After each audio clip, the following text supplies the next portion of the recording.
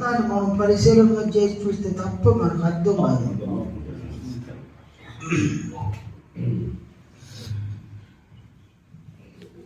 యేసు ప్రభు శిష్యులు ఎవరు తెలిసింది కాదు. అందులో యోహాను అని ఒక ఆయన తెలుసా? బాగా కాదు, శిష్యుడు యోహాను. ఆయన రాసిన మొదటి పత్రిక 3వ అధ్యాయం 8వ వచనం చూడండి. నేను దీన్ని తొడుగుతారా?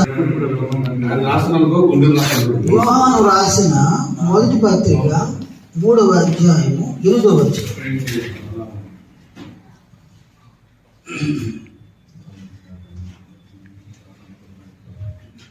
ఇక్కడ యోహాను చెప్పిన మాటలు ఏంది?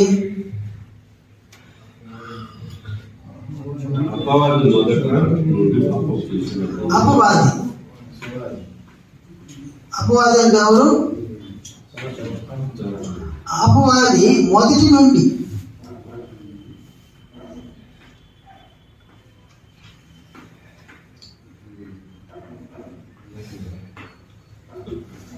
పాపం చేసినాడు.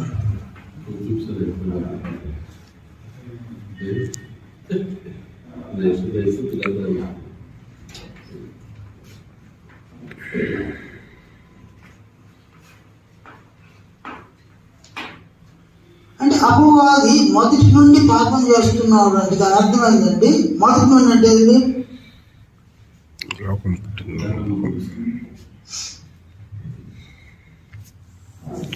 లూకా సువార్త 10వ అధ్యాయం 18వ వచనం. ప్రభువు ఇలా సెలవిచ్చినారు, సాతాను మెరుపు వలె ఆకాశం నుండి పడట చూచి తిని అని అన్నాడు. యేసు ప్రభువు ఏం చెప్పినాడు? సాతాను మెరుపు వలె ఆకాశం నుండి పడట. ఆకాశం అంటే పరలోకం. పరలోకం నుండి పడ్డాడు. ఎక్కడ పడ్డాడు? భూమి మీద పడ్డాడు. దాన్ని చూసింది ఎవరు? యేసు ప్రభు.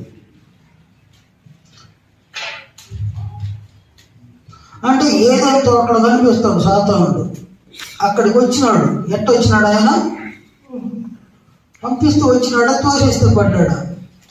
తోసేస్తే పడ్డవాడు అన్నమాట.